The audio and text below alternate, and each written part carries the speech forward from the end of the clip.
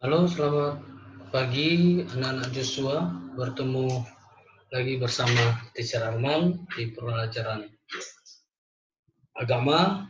Kita bersyukur walaupun melalui video ini kita bisa bertemu, tetapi kita bersyukur karena Tuhan memberikan kesehatan. Teacher percaya bahwa kalian di sana juga dalam keadaan sehat, ya.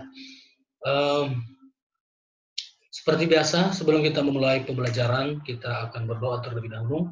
Teacher akan pimpin dalam doa dan silakan kalian berdoa masing-masing di tempat kalian. Mari kita berdoa. Bapa di dalam surga, kami bersyukur Tuhan karena Engkau memberikan kesempatan bagi kami untuk belajar dan kami menyerahkan ke dalam tangan Tuhan. Biarlah Engkau yang menolong kami. Walaupun kami melakukan pembelajaran ini di rumah, tetapi biarlah Tuhan yang selalu memberikan kami kekuatan dan hikmat. Terima kasih Tuhan, berikan kami kepintaran supaya kami bisa mengerti. Kami juga berdoa untuk bangsa kami, kiranya Tuhan yang terus memberkati dan Engkau memulihkan. Terima kasih Bapak, ini doa kami memulai pembelajaran ini hanya di dalam nama Tuhan Yesus kami berdoa. Haleluya. Amin. Mohon maaf teacher agak batuk ya.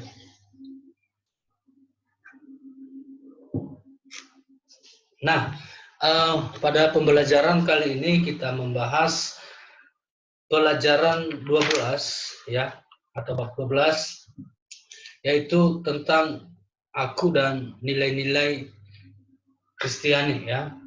Aku dan nilai-nilai Kristiani. Sebelum kita memasuki pembahasan ini, kita harus tahu dulu apa tujuan daripada pembelajaran ini. Tujuan pembelajaran ini ada 3 ya. Yang pertama adalah supaya kalian siswa dapat memahami siapa diri kita yang telah diciptakan oleh Allah ya. Siapa diri kita yang telah diciptakan oleh Allah. Kita harus memahami ini terlebih dahulu untuk membahas tentang nilai-nilai Kristiani. Kalau kita memahami diri kita terlebih dahulu, maka kita tahu bahwa hidup kita wajib memberikan nilai ya. Kemudian yang kedua adalah mengerti hal-hal yang unik dalam diri kita yang berbeda dari ciptaan yang lain. Apa hal-hal yang unik dalam diri kita yang membuat kita bisa berbeda dengan ciptaan yang lain, sehingga hal itu membuat kita semakin termotivasi, semakin giat lagi untuk melakukan hal-hal yang baik yang memberikan nilai-nilai positif bagi orang lain. Karena kita tahu bahwa saya berbeda dengan ciptaan yang lain, berarti kita lebih istimewa dari ciptaan yang lain tentunya ya. Kemudian menerapkan nilai-nilai Kristiani berdasarkan sifat-sifat Allah yang ada dalam diri kita. Menerapkan nilai-nilai Kristiani. Jadi di dalam pembelajaran ini tidak hanya sekedar kita mengetahui, sekedar kita mengerti, memahami, tetapi kita juga bisa ketika kita sudah mengerti, memahami, maka kita juga harus menerapkan dalam diri kita, dalam kehidupan kita sehari-hari, apa yang telah kita ketahui dan kita mengerti itu. Nah, itu yang penting sebenarnya.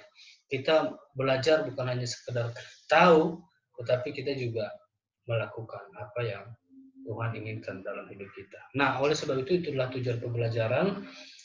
Maka kita kembali lagi bahwa dalam tujuan pembelajaran sebelumnya tadi kita melihat bahwa siapa diri kita. Siapakah aku sebetulnya? Aku siapa? Kalian siapa? Teacher siapa? Pernahkah kita bertanya dalam diri kita? Pernahkah kalian bertanya dalam diri kalian, siapa saya ini? Siapakah kita? Siapa saya yang telah diciptakan Tuhan? Di dalam Kejadian pasal 1 ayat 26 sampai 28 dikatakan, berfirmanlah Allah, baiklah kita menjadikan manusia menurut gambar dan rupa kita, supaya mereka berkuasa atas ikan-ikan di laut dan burung-burung di udara, dan atas ternak di bumi, dan atas seluruh bumi, dan atas segala binatang melata yang merayap di bumi. Maka Allah menciptakan manusia itu menurut gambar Allah, diciptakannya dia laki-laki dan perempuan. Nah, coba perhatikan, Di dalam bagian ini kita diciptakan segambar dan serupa dengan Allah. Ya, kita diciptakan segambar dan serupa dengan Allah, artinya bahwa manusia, ya, manusia tidak hanya sebagai makhluk jasmani saja, tetapi juga kita sebagai makhluk rohani yang telah diciptakan Tuhan. Nah, oleh karena kita ya telah diciptakan segambar dan serupa dengan Allah, maka kita memiliki sifat-sifat Allah karena kita mirip dengan Allah. Dan kemiripan kita dengan Allah, sifat-sifat Allah yang kita miliki, itulah yang membuat kita menghasilkan nilai, dan itulah yang dikatakan dengan nilai Kristiani. Nah, jadi kenapa kita bisa memberikan nilai terhadap dunia dan di lingkungan kita, sekitar kita? Ya karena kita tahu diri kita siapa. Di dalam Katekismus Westminster yang pernah teacher sampaikan bahwa tujuan Allah menciptakan kita adalah untuk menikmati Allah, untuk memuliakan Allah dan menikmati Dia selama-lamanya. Jadi sebenarnya tugas kita ketika Tuhan menciptakan kita, tujuan Allah menciptakan kita, dan itu yang merupakan tugas kita adalah memuliakan Tuhan, bersekutu dengan Tuhan, menikmati Tuhan selama-lamanya. Bagaimana bersekutu dengan Tuhan? Bagaimana kita memuliakan Tuhan? Bersekutu dengan Dia, ya, melayani Dia, memuliakan Dia, memuji Dia, ya, dan melakukan hal yang baik yang menjadi berkat bagi orang lain, sehingga itu menjadi kemuliaan Tuhan. Tetapi kalau keburukan yang kita lakukan itu tidak, sama sekali tidak memuliakan Tuhan. Nah, kira-kira begitu. Nah, bagaimana menikmati Allah? Menikmati Allah, kita menikmati Dia lewat persekutuan. Kita bersekutu dengan Tuhan, kita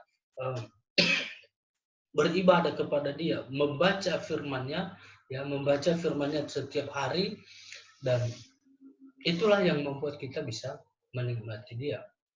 Kalau kita tidak pernah membaca firman Tuhan, berdoa sama Tuhan, kita tidak pernah menikmati Dia. Kita tidak pernah bertemu dengan Tuhan, bagaimana kita bisa menikmati Dia. Kita tidak pernah bersekutu dengan Tuhan, bagaimana kita bisa menikmati Dia. Nah, itu dia. Bukan menikmati, bukan seperti makan makanan yang enak, tidak. Tetapi menikmati Allah adalah menikmati persekutuan dengan Dia. Nah, kita harus tahu dulu apa arti daripada nilai, pengertian daripada nilai. Ya, pengertiannya adalah, ya, pengertian daripada nilai adalah nilai sesuatu yang berharga, indah, berguna, memperkaya batin, ya, serta menyadarkan manusia akan harkat dan martabatnya. Jadi nilai ada sesuatu yang berharga. Apa yang berharga dalam diri kita? Apa yang berharga yang bisa kita aplikasikan dalam hidup kita, yang bisa dilihat oleh orang lain? Apa yang indah yang bisa dinikmati, yang kita bisa berikan? Apa yang bisa memperkaya batin, ya, serta menyadarkan manusia akan harkat dan martabatnya. Itulah nilai. Ya. Lalu kalau kita melihat apa yang indah, apa yang berharga, ya tentunya yang ada dalam diri kita yang bisa dinikmati oleh orang lain adalah sikap kita sehari-hari, perbuatan kita sehari-hari, yang indah, yang berguna, yang bisa terlihat melalui kehidupan kita. Kemudian norma, ya, dalam Kamus Besar Bahasa Indonesia KBBI dikatakan bahwa norma adalah aturan atau ketentuan yang mengikat warga atau kelompok masyarakat yang dipakai sebagai panduan, tatanan, dan pengendali tingkah laku yang sesuai dengan dan diterima serta harus ditaati. Jadi norma itu menurut Kamus Besar Bahasa Indonesia adalah sesuatu yang bisa dipakai sebagai panduan, sebagai tatanan, dan sebagai pengendali. Artinya bahwa sesuatu yang bisa yang kita berikan, dan yang kita berikan itu, sikap yang kita lakukan itu berguna, ya, dapat ditiru, dapat dijadikan sebagai panduan, ya, dapat dicontoh, ya, dan dapat diterima oleh orang lain. Sehingga itu kalau kita berpikir apa itu artinya norma-norma itu, ya, ketika kita bisa mentaati halal, ya, atau melakukan halal, ya, ditetapkan di masyarakat misalkan, ya. Ketika kita melakukan hal-hal yang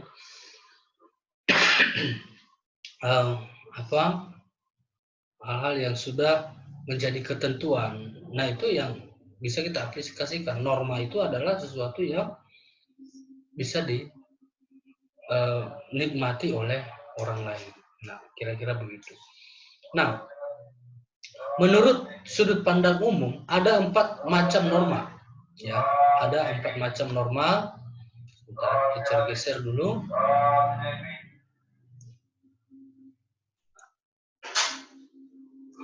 Ada 4 macam norma, nggak bisa. Yaitu pertama norma kesopanan, ya, norma kesopanan, ya.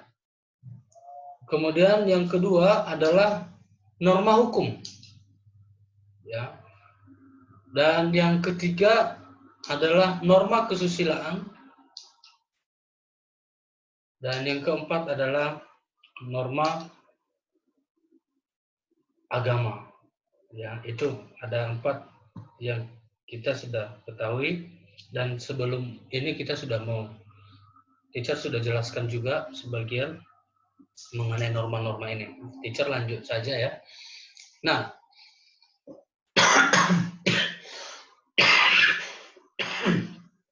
sekarang kita masuk kepada sumber nilai yang bisa diterapkan oleh orang Kristen. Apa sumber nilai yang bisa diterapkan oleh orang Kristen? Sumber nilai orang Kristen kita harus tahu dulu bahwa Alkitab menjadi sumber yang nomor 1, yang terutama dan utama, dan tidak ada yang lain. Itulah sumber nilai bagi orang Kristen adalah Alkitab. Kenapa? Di dalam 2 Timotius pasal 3 ayat 16 dikatakan bahwa segala tulisan, bukan tuliskan ya, segala tulisan yang diilhamkan Allah memang bermanfaat untuk mengajar, untuk menyatakan kesalahan, untuk memperbaiki kelakuan, dan untuk mendidik orang dalam kebenaran. Coba perhatikan, bermanfaat untuk mengajar. 1, untuk menyatakan kesalahan, untuk memperbaiki kelakuan, untuk mendidik orang dalam kebenaran. Jadi kalau kita simpulkan sebenarnya dalam hal ini, ya, bahwa firman Tuhan ya mengoreksi diri kita, mengarahkan kita kepada hal-hal yang baik. Itulah yang membuat kita bisa memiliki nilai yang baik dalam dunia ini. Jadi sumber nilai bagi orang Kristen adalah Alkitab, tidak ada sumber nilai yang lain. Ya, karena kenapa? Kalau mungkin kamu mengatakan bahwa sumber nilai mungkin hukum yang berlaku. Nah, hukum itu sebetulnya di dalam Alkitab pun tercatat juga hal demikian. Ya, atau sumber hukum adalah Alkitab juga boleh dikatakan demikian. Ya. Kemudian nilai Kristiani tidak dapat terlepas daripada sifat-sifat Allah. Apa sifat-sifat Allah? Yaitu kasih, keadilan, kesetiaan, dan kerendahan hati. Kasih adalah kasih Allah yang tidak terbatas pada kondisi tertentu. Ya, jadi Allah mengasihi manusia tidak pernah dibatasi, tidak dibatasi oleh dia memilih-milih siapa yang dia kasihi, dia memilih-milih siapa yang mungkin baik, yang kaya, yang pintar misalkan, itulah yang dia kasihi. Tidak, Allah tidak melakukan hal demikian. Allah mengasihi kita, ingat bahwa justru pada saat kita berdosa, Tuhan menunjukkan kasihnya kepada kita. Kenapa demikian? Coba perhatikan, pada saat Yesus datang ke dunia karena apa? Karena manusia berdosa, manusia telah kehilangan kemuliaan Allah, telah melakukan perbuatan yang jahat, tidak taat sama Tuhan. Maka justru karena dosa itu harus dihukum oleh Tuhan, maka Allah juga menunjukkan kasihnya kepada manusia. Itulah dia tunjukkan. Yesus datang ke dunia. Itulah kasih yang sangat besar. Tidak ada kasih yang lebih besar daripada itu. Kalau misalkan teacher kasih contoh sama kalian, kalau teacher kasih minta sama kalian, ketika kamu mempunyai teman yang jahat misalkan, dan akhirnya dia dipenjarakan, tiba-tiba kamu datang, kamu bilang, boleh nggak saya menggantikan dia di penjara? Kamu mau nggak kira-kira? Belum tentu kamu mau. Dan saya percaya kamu juga tidak mau. Karena kenapa? Sebagai manusia, mungkin kita berpikir, dia yang melakukan kesalahan kok, saya yang dipenjarakan, saya yang menanggung resiko dan segala macam. Saya pun tidak mau demikian. Mungkin kita berpikir, silakan saja tanggung penderitaanmu sendiri, karena kamu yang melakukan. Kan begitu kan? Tetapi Allah tidak demikian. Justru di dalam kelemahan kita, ya, keberdosaan kita, dia menunjukkan kasihnya. Ya memang seperti yang contoh teacher kasih contoh tadi, memang antara keadilan juga kedisiplinan, kita mendisiplin orang ketika dia melakukan kesalahan. Dia harus bertanggung jawab dengan perbuatannya. Tetapi masalahnya adalah manusia tidak bisa mempertanggungjawabkan dosanya. Ketika dia melakukan dosa, maka dia tidak bisa mempertanggungjawabkan lagi. Karena manusia tidak mempunyai sesuatu yang bisa diberikan kepada Allah. Tidak ada kebaikan yang bisa dilakukan oleh manusia kepada Allah yang bisa menuntaskan setiap dosa itu. Maka solusi lain adalah, yang paling tepat adalah hanya Yesus datang ke dunia. Itulah kasih yang besar. Bayangkan, Yesus tidak berdosa. Yesus tidak berdosa. Yesus tidak melakukan kesalahan apapun. Dia adalah Allah yang sangat suci dan kudus. Dia datang ke dunia hanya untuk menggantikan kita dari dosa-dosa kita, dari hukuman dosa kita. Maka dengan demikian, kasih itu, ya, yang kita lihat dari Tuhan, kita harus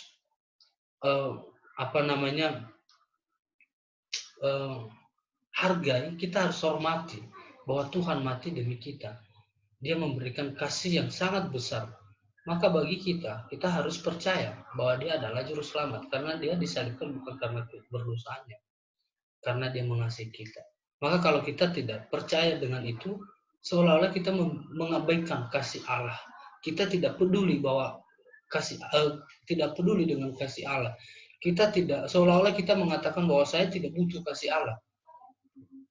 Ya, kira-kira seperti itu. Jadi itulah kasih. Nah, kasih yang dituntut kepada kita harus mengasihi seperti Allah, berkorban bagi orang tanpa memperhitungkan apa yang kita lakukan.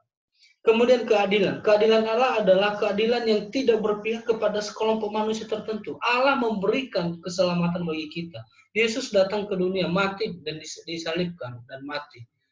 Dia tidak memilih ini suku A, suku B, suku C, ya golongan A, golongan B, golongan C, golongan apa. Tidak. Dia memberikan keselamatan secara keseluruhan kepada orang. Siapa yang menerima dia? Maka jangan berpikir keselamatan itu hanya bagi orang tertentu. Tidak. Bisa saja ketika orang-orang lain yang saat ini tidak percaya kepada Tuhan, ketika dia percaya dari suku manapun, dari daerah manapun, dia bisa menerima keselamatan. Karena kenapa? Dia menerima Yesus. Hanya itu saja. Jadi Tuhan adil. Dia memberikan keselamatan bagi semua orang. Tapi ingat, syaratnya adalah percaya.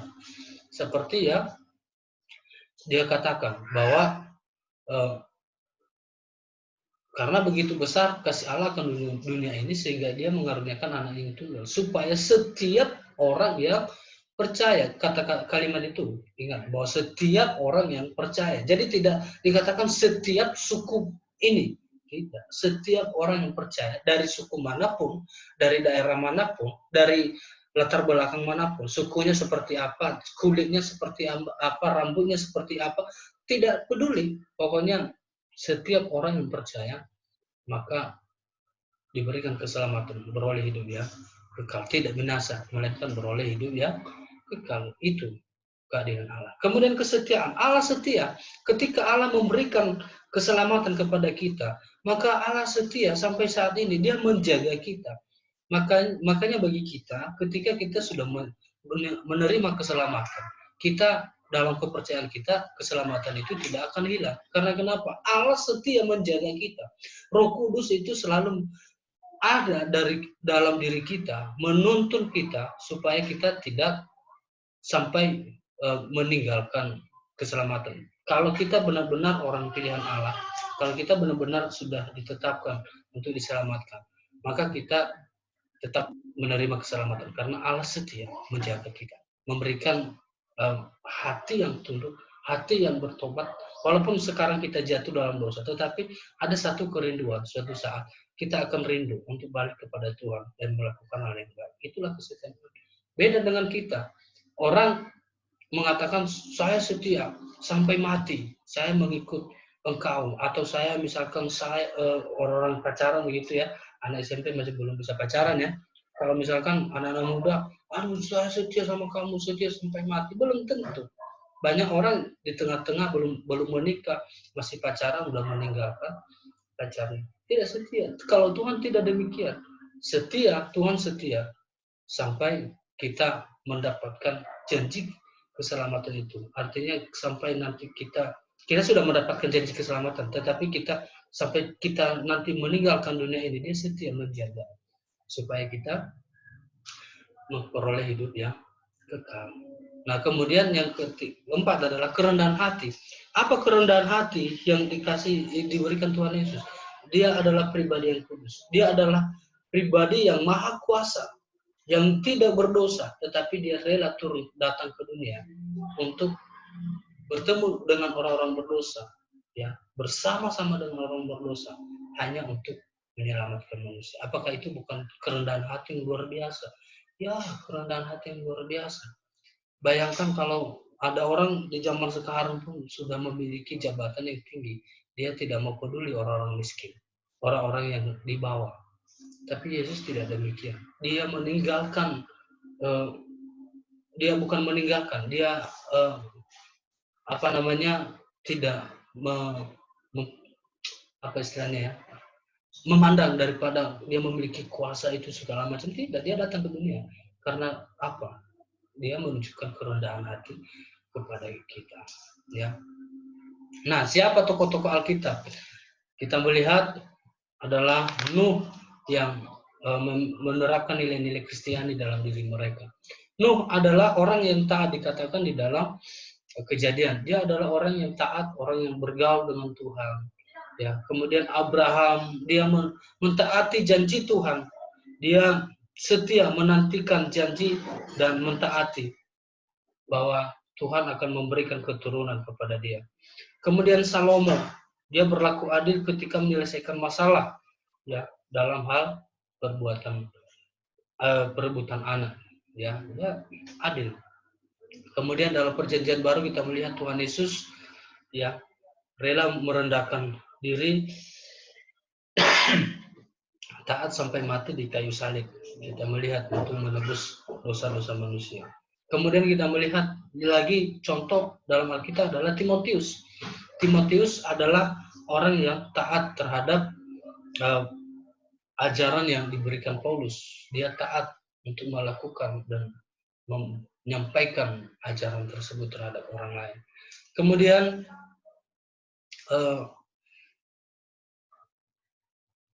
Timotius juga melakukan pelayanan dengan setia, ya, dengan setia untuk pelayanan bagi Tuhan.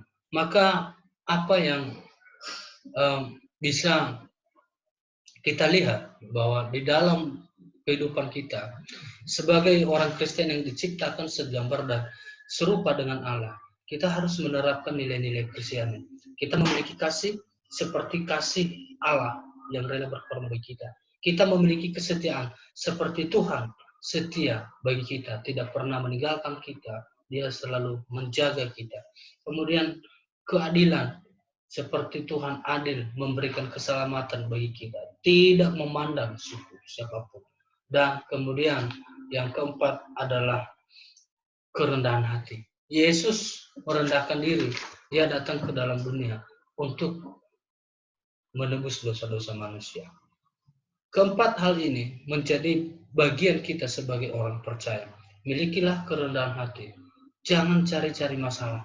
Jangan suka melakukan hal-hal yang tidak berkenan di hati Tuhan. Bagaimana kita bisa memiliki itu? Di dalam Galatia pasal 5 ayat 23, teacher baca, ya.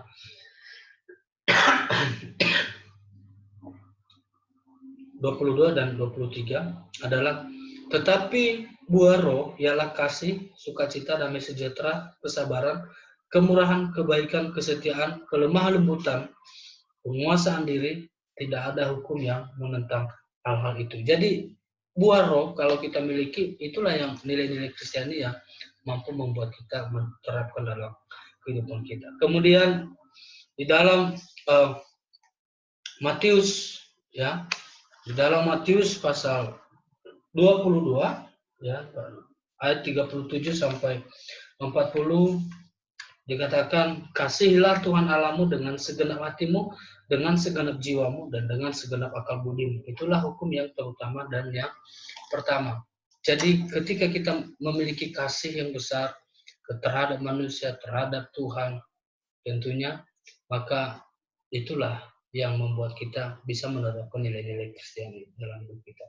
Maka sebagai kesimpulan, nilai kekristenan hanyalah bersumber dari Alkitab, yaitu firman Allah. Firman Allah dalam 2 Timotius pasal 3, 16-17 dikatakan berfungsi untuk mendorong, mengarahkan perilaku. Juga pemazmur, ya, di dalam Mazmur dikatakan juga mengakui bahwa seorang muda hanya bisa mempertahankan kelakuan bersih ketika ia menjaganya dengan firman Allah, sehingga ia mengaku juga bahwa firman Allah lah pelita bagi kakinya dan terang bagi jalannya. Nah, sekarang anak-anakku, Joshua level, jadilah sebagai pribadi-pribadi yang baik, sebagaimana Tuhan menciptakan kita segambar dan serupa dengan Allah. Dan yang kedua, jadilah sebagai pribadi-pribadi yang menerapkan nilai-nilai Kristiani dalam hidup kalian. Kita diciptakan segambar dan serupa dengan Allah, kita istimewa dari ciptaan yang lain. Maka kita mampu menerapkan nilai-nilai Kristiani seperti sifat-sifat Allah yang ada dalam diri kita. Karena kenapa? Kita menyadari bahwa tugas dan tanggung jawab kita adalah untuk berbuah baik bagi dunia. Yang ketiga adalah jadilah anak-anak remaja yang mampu menjadi berkat bagi orang lain melalui firman Tuhan yang kita baca setiap hari. Bacalah firman Tuhan ini, dan itulah yang membuat kamu bisa menerapkan di dalam kehidupanmu sehari-hari, sehingga kamu tidak salah melangkah dan tidak salah pergaulan. Karena kenapa? Ada firman Tuhan yang selalu menuntun dan menjaga, memberikan pengajaran bagi kamu untuk bisa memperhatikan mana yang baik, yang benar, yang patut dilakukan. Kiranya pembelajaran ini kalian bisa memahami dan kalian bisa terapkan dalam kehidupan sehari-hari. Terima kasih, Tuhan Yesus memberkati.